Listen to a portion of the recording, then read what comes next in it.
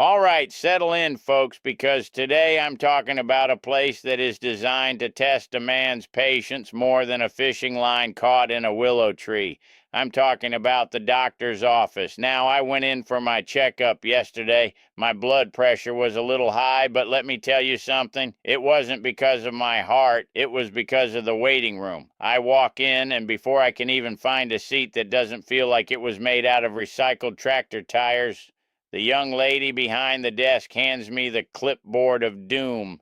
You know, the one, it's got 3 pages of paper that have been photocopied so many times the lines are starting to look like a mountain range in the fog. She says, "Ben, we need you to fill these out before the doctor can see you." I looked at her. I've been going to this same clinic since before she was a twinkle in her father's eye. I said, "Sweetheart, I've lived at the same address for 41 years. I've had the same insurance since the Carter administration, and unless a miracle occurred in the parking lot, my date of birth is still 1951. Why am I writing this down again?" She just gave me that look, the one they teach 'em in receptionist school that says, "I hear you, but the computer is my real boss." She said, "It's for our records, Ben. We need to make sure everything is up to date." Up to date. I was here 3 weeks ago for that thing with my knee. Did they think I moved to a different state and changed my name to Slim in 21 days? So I sit down, I grab the pen, the one that's attached to the clipboard with a piece of string like it's a dangerous weapon. And of course the pen doesn't work. I'm scribbling on the margin, trying to get the ink to flow, looking like I'm trying to start a fire with a plastic stick. I finally get it moving, and I start the ritual. Name, address, phone number, social security. It's the same information I've given them 100 times. I feel like I'm writing my own biography, one waiting room at a time, and then I get to the medical history.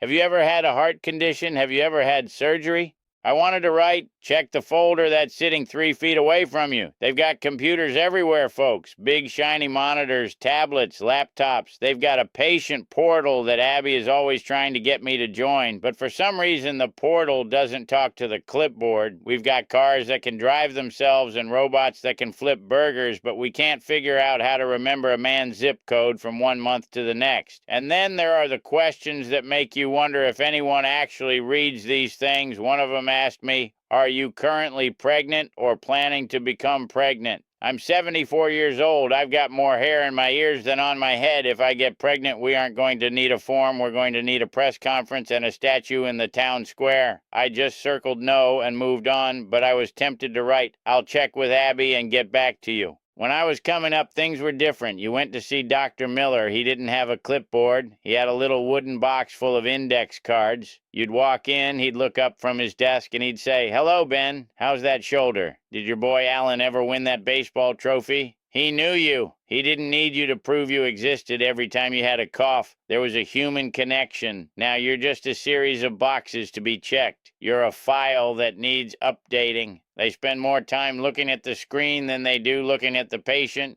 They've traded the heartbeat for the hard drive, and they've traded the handshake for the standard operating procedure. They call it efficiency. I call it a waste of trees. If the computer is so smart, let it do the paperwork. Why am I doing the data entry? I'm paying them to see me, but I'm doing the secretarial work in the lobby. It's like going to a restaurant and having to write down the recipe for the steak before they'll let you eat it. Abby tells me to just go with the flow. She says, "Ben, it's just the way things are now." Well, I don't like the way things are. I miss the days when a man's history wasn't something he had to recreate every time he sat in a waiting room. I miss the days when the person behind the desk looked at you instead of the clock. By the time I finished the 3rd page, my hand was cramping and they were calling my name. I handed the clipboard back, and you know what she did? She didn't even look at it. She just slid it into a pile with 50 other clipboards and went back to her typing. That's my Saturday morning reality, folks. We're living in a high-tech world with a low-tech brain, and we're all just one clipboard away from losing our minds. Anyway, that's my rant. If you've ever filled out your own name for the 5th time in one day while staring at a computer that's supposed to know everything about you, do me a favor, hit that like button.